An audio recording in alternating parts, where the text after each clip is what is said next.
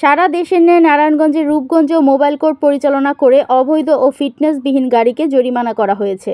13ই ফেব্রুয়ারি উপজেলার ইসাখালী ফারহান ফাইয়াজ সেতু এলাকায় পূর্বাচল রাজস্ব সার্কেল অ্যাসিস্ট্যান্ট ওবায়দুর রহমান সাহেল ও উপজেলা সহকারী কমিশনার ভূমি তারিকুল আলমের নেতৃত্বে এ মোবাইল কোর্ট পরিচালনা করা হয়।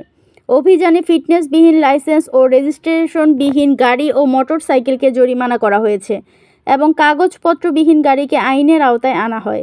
এ সময় নারায়ণগঞ্জ ট্রাফিক সার্জেন্ট মোহাম্মদ সাইফুল ইসলাম, রূপগঞ্জ থানা SI Hasan Matabbar, mobile court পেশকার মাজহারুল ইসলাম, হাবিবুর রহমান সহ আনসার ও পুলিশ সদস্যরা উপস্থিত ছিলেন।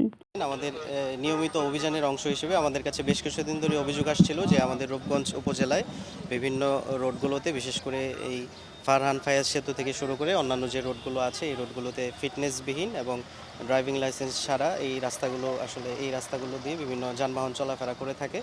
তো আমরা আমাদের জেলা প্রশাসক মহোদয়ের সদর নির্দেশনা এবং উপজেলা নির্বাহী অফিসার মহোদয়ের সদর নির্দেশনার আলোকে আজকে আমরা বিশেষ অভিযান করছি। এই বিশেষ অভিযানে ইতিমধ্যে আমরা বিভিন্ন ধরনের ফিটনেসবিহীন এবং ড্রাইভিং লাইসেন্স এবং রেজিস্ট্রেশন ছাড়া যে গাড়িগুলো এই রাস্তায় চলাফেরা করছে আমরা তাদেরকে আইনের আওতায় নিয়ে আসছি। অনেককে জরিমানা করা হচ্ছে, অনেককে নিয়মিত মামলা দেওয়া হচ্ছে, অনেককেই গাড়ি যাদের কাগজপত্র দেখাতে পারছে না সেগুলো আমরা আটক করে জব্দ করার ব্যবস্থা করছি।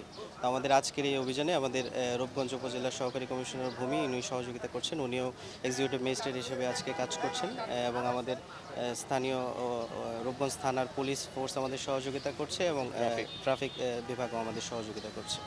আমাদের এই অভিযান নিয়মিত অব্যাহত থাকবে এবং এই অভিযান নিয়মিত আমরা বিভিন্ন জায়গায়, রূপগঞ্জ উপজেলার বিভিন্ন জায়গায় আমরা এই অভিযানগুলো করব।